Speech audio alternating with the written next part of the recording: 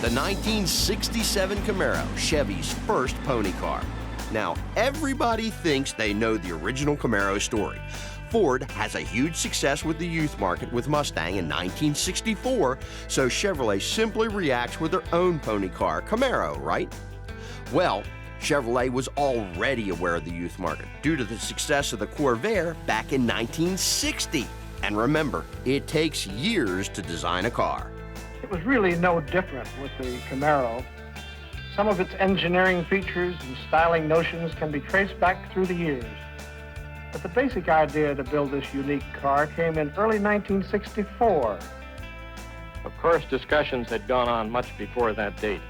This is Mr. Don McPherson, Chief Engineer, Passenger Car, Chevrolet.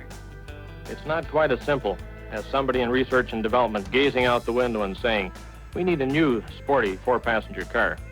Now, no one knows this better than Camaro historian and appraisal expert Jerry McNeish.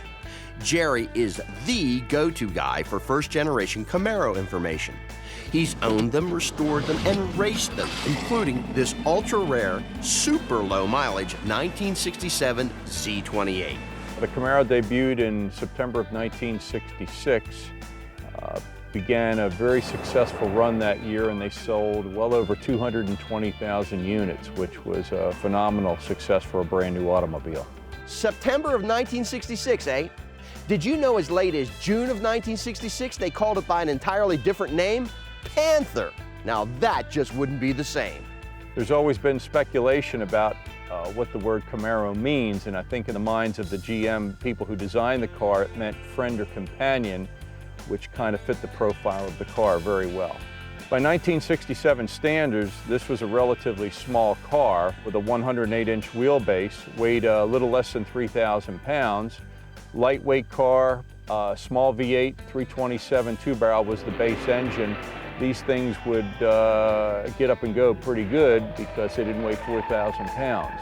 If you ordered the 396 or 350 engine or the 302, you really stepped up the performance quite a bit, and these cars performed extremely well with the big engines. Jerry, how many choices did you have for engines in '67? You had two 6-cylinders, you had two 327s, a 2-barrel and a 4-barrel. You had a 350 4-barrel. You had two 396s and a 302 Z28 engine. That's a lot of engines. That's why they sold a lot of cars.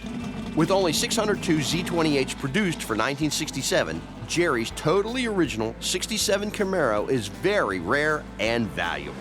This particular car is a Marina Blue Z28. It's the lowest documented mileage Z28 survivor known to exist in the country.